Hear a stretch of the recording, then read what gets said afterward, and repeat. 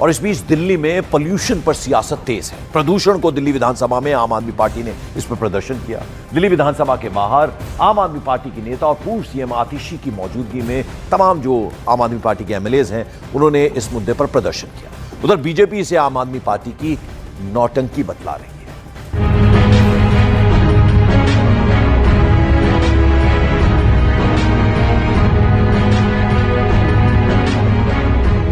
दिल्ली विधानसभा के शीतकालीन सत्र का पहला दिन और प्रदूषण के मुद्दे पर जबरदस्त पंगा हुआ। आम आदमी पार्टी के विधायक प्रदूषण के मुद्दे को उठाते हुए मास्क लगाकर विधानसभा पहुंचे और प्रदर्शन किया।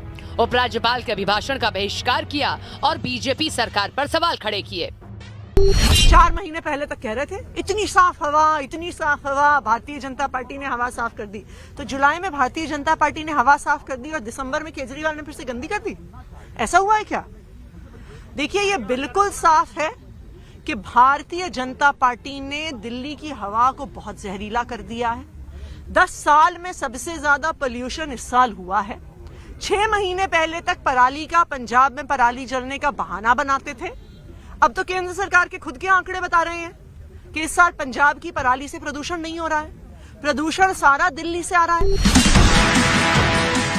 आम आदमी पार्टी के विधायक मास्क पहनकर पहुंचे तो बीजेपी ने इसे नौटंकी करार दिया।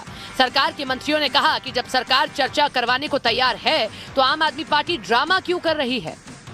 अच्छा है, अगर उन्होंने ये मास्क 11 साल पहले लगा लिए होते तो आज दिल्ली की हवा साफ होती।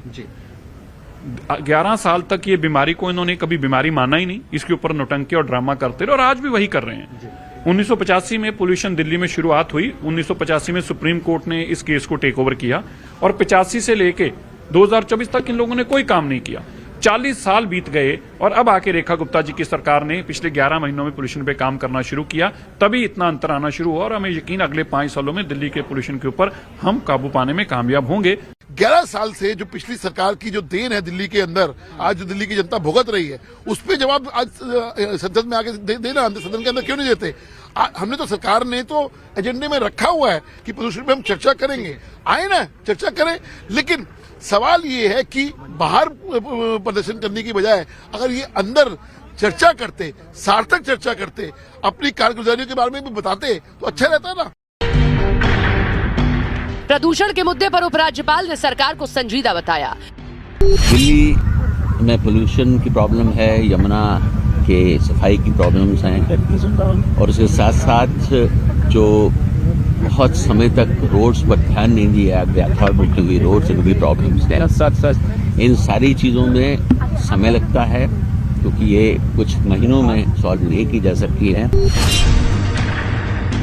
बहरहाल प्रदूषण पर आरोप प्रत्यारोप का दौर जारी है, लेकिन सच तो यह है कि दिल्ली की आबो हवा में सांस लेना मुश्किल हो रहा है और दिल्ली के लोगों को इंतजार इस बात का है कि कब उसे इस समस्या से निजात मिलेगी। और इधर दिल्ली में पुरानी कारों को ईवी में तब्दील करने पर सब्सिडी देने की तैयारी है। सूत्रों के मुताबिक दिल्ली सरकार पुरानी पेट्रोल डीजल कारों को ईवी में बदलने पर सब्सिडी देगी। दिल्ली सरकार अपनी इलेक्ट्रिक व्हीकल पॉलिसी 2.0 के तहत पुरानी पेट्रोल और डीजल कारों को इलेक्ट्रिक वाहन यानी ईवी में बदलवाने पर मालिकों को इंसेंटिव देने की योजना पर काम कर रही है। पहले 1000 वाहनों के लिए 50,000 रुपए की आर्थिक सहायता दी जाएगी। ये कदम उन मालिकों के लिए है जो अपनी जो ओल्ड कार्स हैं उनको स्क्रैप करने की बजाय इलेक्ट्रिक में बदलने का जो ऑप्शन है, विकल्प है, वो चुनना चाहते हैं। अभी भी यह प्रस्ताव कैबिनेट की मंजूरी के लिए रखा गया है। और अब खबर कर्नाटक के बीदर से है, जहां रिव्यू मीटिंग चल रही थी। चर्चा हो रही थी कि कितना कामकाज हुआ है। इसी दौरान एमएलए और एमएलसीज में बहस होने लगी। दोनों आपस में भिड़ गए। मामला शांत होने की बजाय बढ़ता चला गया। हाथापाई की नौबत आ गई। इसके बाद सुरक्षाकर्मी बीच बचाव करते नजर आए। देखिए बीदर कर्नाटक की तस्वीरें हैं। एमएलए एमएलसी आपस में भिड़ गए। हाथापाई की नौबत आ गई। बीच बचाव करने के लिए सुरक्षा कर्मियों को उतरना पड़ गया। रिव्यू मीटिंग चल रही थी जहां बताया जा रहा है ये हुआ। अब देखिए कैसे सीना ताने एक दूसरे पे, पहले तो नोकझोंक शुरू हुई, फिर नौबत हाथापाई तक आ गई। अचानक से सुरक्षा कर्मियों को वहां धक्का देना पड़ा, फिर जाकर ये पीछे हटे।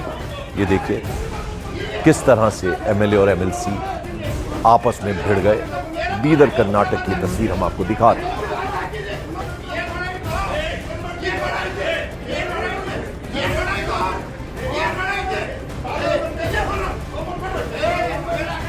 और उधर उज्जैन नगर निगम ने महाकाल मार्ग पर अवैध निर्माण के खिलाफ सख्त कार्रवाई की है।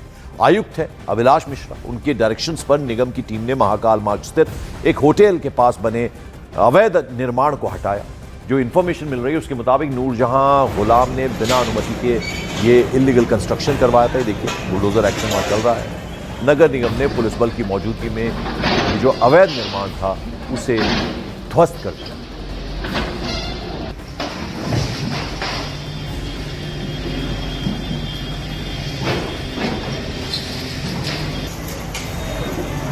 ये महाकाल चौराहे पर नूरजहां पति गुलाम मोहम्मद इनको पहले सूचना पत्र दिया था कि बिना अनुमति के निर्माण कार्य ना करें, तो इन्होंने कोर्ट की तरफ गए लेकिन कोर्ट से इनको स्टे नहीं मिला। लेकिन इसके बाद भी इन्होंने निर्माण कार्य को रोका नहीं, तो इस अवैध निर्माण को हटाने की कार्रवाई आज पुलिस प्रशासन के सहयोग और निगम गैंग द्वारा किया जा रहा है।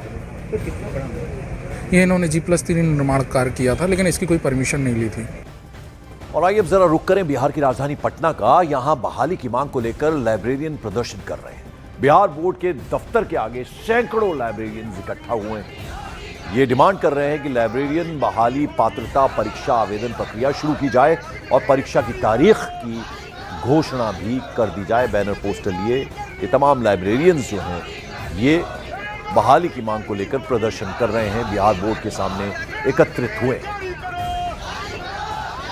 लाइब्रेरियन की बहाली की मांग को लेकर आज भारी संख्या में छात्र पहुंचे हैं बिहार विद्यालय परीक्षा समिति के सामने, और एक आपको तस्वीर दिखाने की कोशिश करेंगे जहां के मुख्य गेट को इन छात्रों ने बंद कर दिया है और यहां पर सड़कों पर लोग बैठकर विरोध प्रदर्शन कर रहे हैं। तस्वीरों में भी आप साफ तौर पर देख सकते हैं।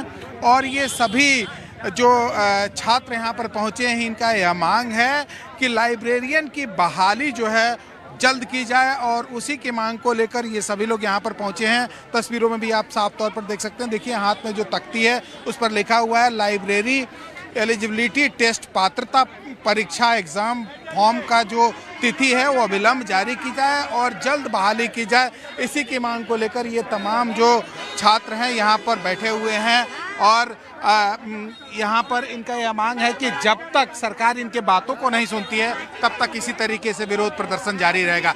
आप लोग चाहते क्या हैं? हम लोग चाहते हैं हमें बहाली मिले, हमें जॉब मिले, जिसके लिए नोटिफिकेशन जारी किया जाए, हमें झूठी उम्मीद ना दिया जाए। अगर हम सरकार बनाए हैं तो हमें भी अधिकार है अपने जॉब के लिए मांग करने का। हमारी मांग है कि हमें जॉब दिया जाए। क्या नाम हुआ? प्रीति कुमारी। सर हम समस्तीपुर से आए हैं, मेरा नाम ज्योति कुमारी हुई। हम लोग 2010 में लाइब्रेरी का ट्रेनिंग किए थे सर, और आज तक कोई वैकेंसी नहीं है। ये सरकार मूर्खों की सरकार है, ये पढ़े लिखे युवाओं की सरकार नहीं है। हम लोग को लाइब्रेरी की वैकेंसी के लिए 17 वर्ष 18 वर्ष से ठगा जा रहा है और कोई भी वैकेंसी नहीं आ रही है। कहने के लिए तो है जो मिडिल स्कूल से लेके उच्च स्तर तक की वैकेंसी देंगे, लेकिन आज तक बोला गया कि जहाँ पे 500 बच्चे होंगे, 500 किताबें होंगे, वहाँ एक लाइब्रेरी का वैकेंसी आएगी, लेकिन यहाँ तो शून्य वैकेंसी नहीं आ रही है। हम लोग को वैकेंसी मिलना चाहिए सर। वैकेंसी की मांग को लेकर ये तमाम जो छात्र हैं छात्राएं हैं यहाँ पर बैठकर विरोध प्रदर्शन कर रहे हैं। तस्वीरों में भी आप साफ तौर पर